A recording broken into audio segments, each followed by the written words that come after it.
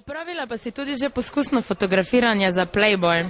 Kaj bo trovalo k tej odločitvi in kdaj lahko pričakujemo golo Dašo na naslovnicah najbolj priljubljene moške revije?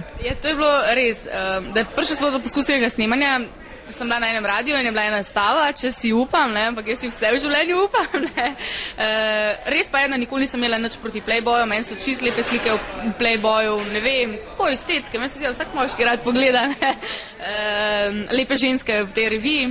Ne vem, enkrat sem odklonila sodelovanje, res, da sem dobila ponudbo in vse, ampak sem rekla, da zaenkrat ne, da imam druge cilje in druge interese, ki jih najprej želim uresničiti, ampak jaz se pravim, nikoli ne reci nikoli ne veš, kaj ti pričakuje, tako da mogoče tudi v prihodnosti to, ampak zaenkrat ne.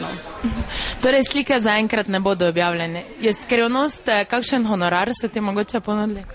V bistvu mene tako ta honorar tudi ne zanima. Ko se bom jaz odločila in ko bom jaz prepričana v to, da je to in da si to želim, bom to naredila, pa ne bo mi tu pomemben v tem primeru denarno. Ne bi to zaradi denarja, zaradi neke cene, ampak zgolj zaradi tega, če bom jaz rekla, to je to, zdaj si pa želim, vidim v tem kakršnokoli priložnost, kaj še več iz tega iztržiti, se mi zdi čisto prav in bom to tudi naredila.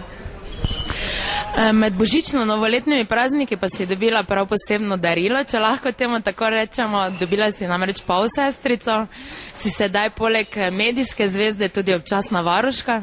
Ja, zaenkrat bi to čas ne dopuščala, tako da nisem varuška, imam ful enih drugih stvari, tako da to sploh ne bi spolgala, zato so drugi varuške, tako da ne, jaz nisem, ja, dobila sem pa polsestrico Tinkaro.